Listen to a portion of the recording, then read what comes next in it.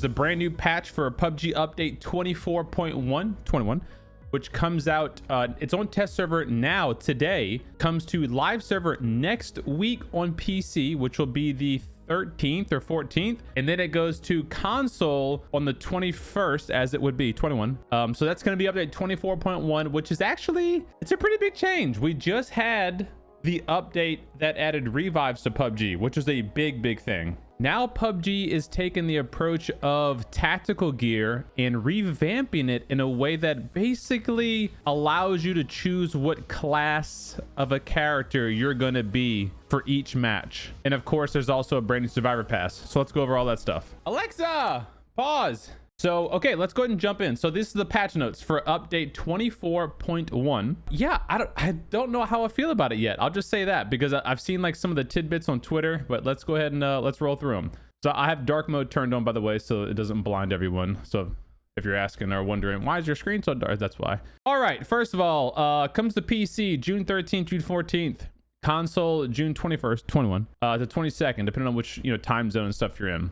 The live server map rotation for this update is going to be Erangel, Miramar, Vikendi, Sandhawk, and Karakin. So those are the 5 maps you can expect to be in rotation for the first week. The second week, it'll then change to Erangel, Tego, Destin, Sandhawk, Paramo, and then it'll keep swapping, okay? So every week, they change the maps. The 2 maps that are always guaranteed to be in rotation are Erangel and Sandhawk. And if you don't remember, the brand new revive system is only available on Erangel, on Miramar, and on Destin for the time being. So with that out of the way, live server, or rank server rather, has a map change as well. Destin has actually been replaced with Vikendi in the map pool. So you'll have even percent for Erangel, Miramar, Tego, and 10% for Vikendi on ranked. All right, so the elephant in the room, the tactical gear. This is the biggest point of the season 24.1 change.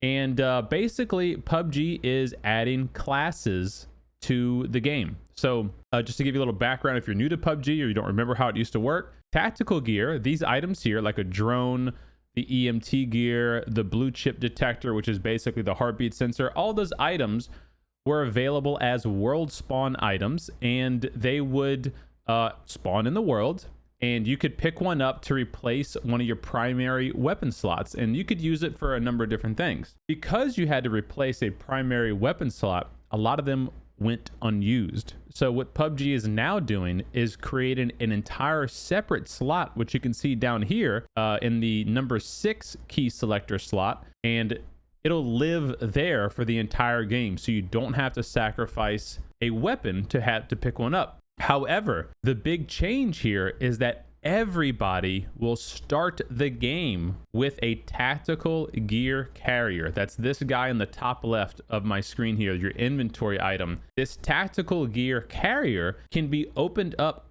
by the player. Everybody, you spawn with it when you start the game, and you can choose which gear you want to have for that game. Once you make your selection, you cannot change your selection. You cannot swap gear with anyone else. You cannot drop the gear. You cannot pick it up from a dead body. Nothing. Whatever one you pick is the one that you're stuck with. So you essentially get to choose what class of a character you want to be for that game. Right now, the tactical gears are Spotter Scope, which did receive a buff, making it a better and easier to use scope option. The drone tablet, which received a nerf, it can no longer go quite as far away from your character. It's like 100 meters less distance that you can use it. The tactical backpack, which allows you to stuff a whole bunch of items in there. The EMT gear, which got a big nerf. It doesn't revive your teammates in 3 seconds. It's like 8 seconds now instead of 10. You cannot heal yourself with it with first aids, bandages, and med kits. You can only use boosts on yourself at an expedited rate, but you get like an extra buff when you use boosts on yourself. And you can heal your teammates at a quicker rate. So instead of like a first aid taking like, I think it's like 7 seconds, it only takes like 5 seconds now with the EMT gear. So that's got a nerf, and you can only use it on your teammates essentially. The blue chip detector also got a nerf. This is the heartbeat sensor, and the heartbeat sensor is going to detect at less distance. So instead of 100 meters away, only 50 meters away, which I need to use it myself because I don't know if they actually say here. You see where it says enemy scan radius 50 meters right here? It's actually 50 meters in both directions. So technically it is 100 meters total away from your character. Previously, it was 200 meters total away because you'd go, 100 degrees, 100 meters that way and 100 meters behind you. So just a little key note there. This is still a really strong, and in my opinion, probably the strongest item out of the group. The scan frequency has been reduced from 5 seconds to 8, or increased from 5 to 8 seconds. So that means you won't be able to spam the scanner as much in the blue chip detector, but still I think it's going to be the strongest item of the bunch. And then you have the all-in-one repair kit, which is actually a really interesting one. This could be strongest item number 2 in my opinion. The all-in-one repair kit basically combines vehicle repair kit, helmet repair kit, and armor repair kit all in one bag. So if you choose this bag, or if your teammate has that bag, they'll be allowed to do 10 total repairs throughout the whole game. 10 total. So 10 helmet repairs, 10 vest repairs. You can also remove tires from vehicles with this repair kit. So you can physically take off the tire in your vehicle. You can take off the tire so that the tires don't get popped. Anybody, however, can install a new tire back on the vehicle, or not a new tire, but the tire that you took off. Anybody can put that tire back on. So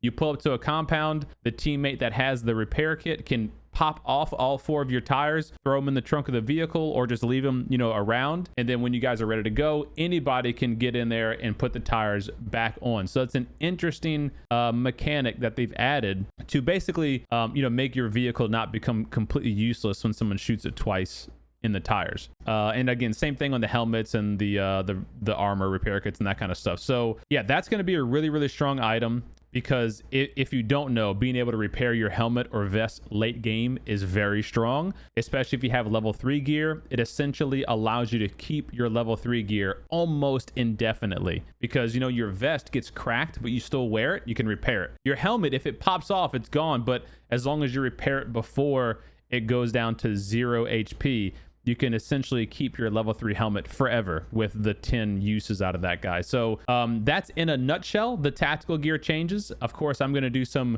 gameplay on it and some thorough testing. There'll be subsequent videos on that, so make sure to be subscribed if you guys aren't already subscribed for that. But yeah, so that's the high level overview of what the tactical gear changes are and the new roles or classes that PUBG is adding. So let me know in the comments below what you guys are thinking about for the tactical gear changes and the tactical gear classes. All right, moving on to some item changes. They kind of snuck these in a little small font here, but the e-pickup, blue zone grenade, jammer pack, mortar, and Panzerfaust are going to be on all 8x8 maps. That's for normal, ranked, and custom matches, including esports modes. But the spawn rate for the e-pickup has been reduced by 30%.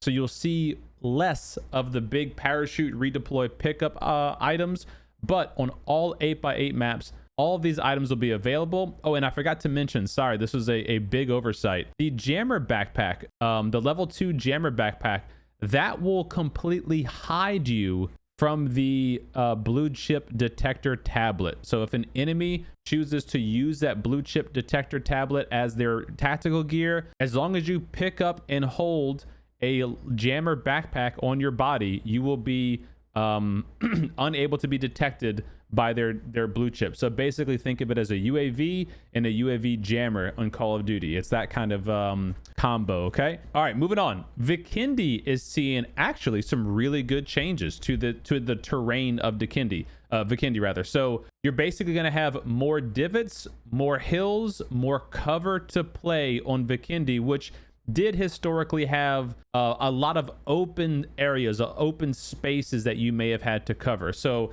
there's a couple before and afters. Like here's no cover here if you had an enemy on the hill shooting you, and now you got really good cover to work with. Same thing over here. So you've got no real cover around the compound. Now you've got these little hills and trees around the compound. So stuff like that has been added across. You can see again here, Used to be flat. Now you got a couple of defilades to play here. So some really good quality changes for Vikendi. That already, I think, makes a good map even better. In addition to that on Vikendi, they have taken an approach to reduce the excess of high value items. And I'm not going to go into all the specifics here, but essentially like the caves, the secret rooms, the lab camps, etc., have been reduced in terms of how much level 3 items or level 3 gear can even spawn there. In some cases, they won't have any level 3 gear.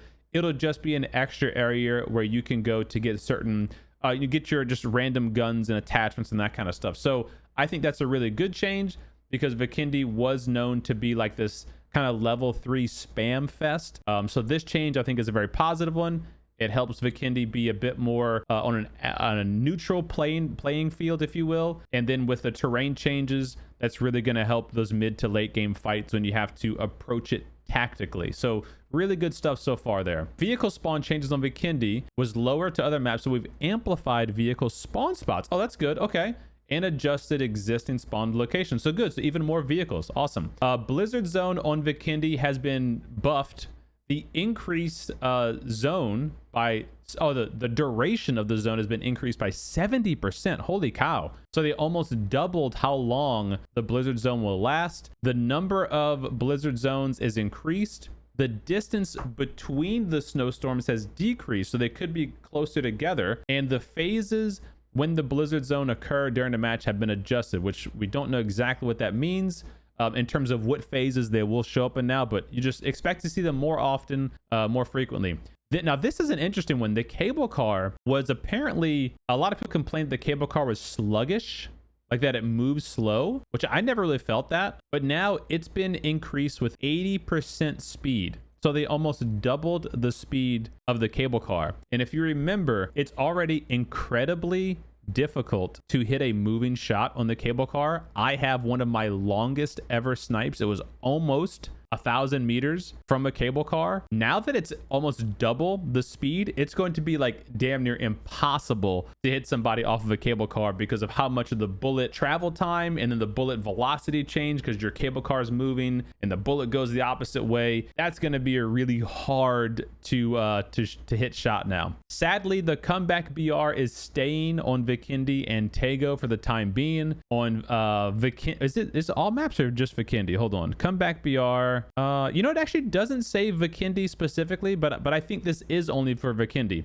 They've improved the player's vulnerability by relocating existing objects to the back of the map. Item spawn spots have been added near player spawn locations. Good. This means when you start, you don't have to sprint for 50 meters just to get a gun and somebody else happens to spawn right next to a gun and you're dead. So they've changed that up a bit. They reduced the combat time by a minute. That's good.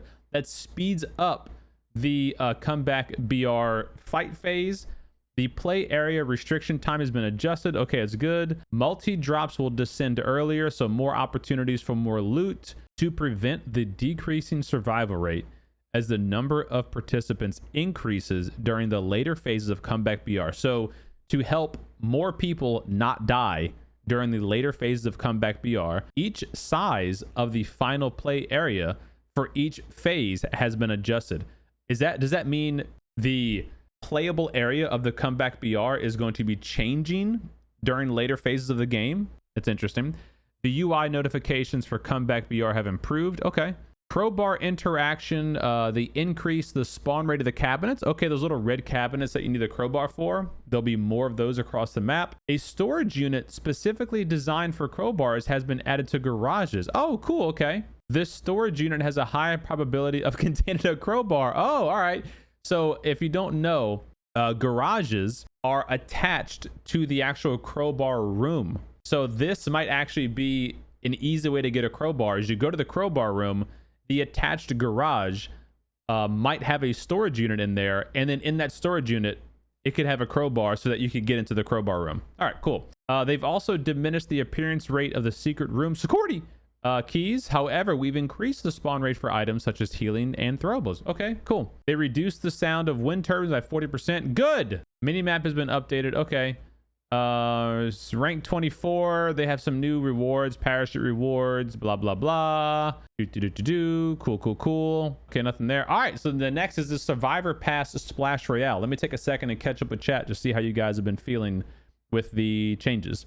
Yeah, so going back to that tactical pack comment before we go over the Survivor Pass, which by the way, if you haven't seen, we already covered all of the skins on the Survivor Pass in yesterday's video. That link will be down below if you want to go check it out. But the tactical pack is also available on all maps, so you could theoretically stuff it with Panzerfaust or whatever. But this is also an interesting point, is that when you start the game, I don't think that you have to immediately choose which item you want out of the tactical gear carrier. So you could not choose something for a while. You could get to, you know, phase 2 or phase 3 and then realize, ooh, right now I would really love to have one of these items, and then open up your gear selector and choose which one you want for the rest of the game. That's a very valid strat.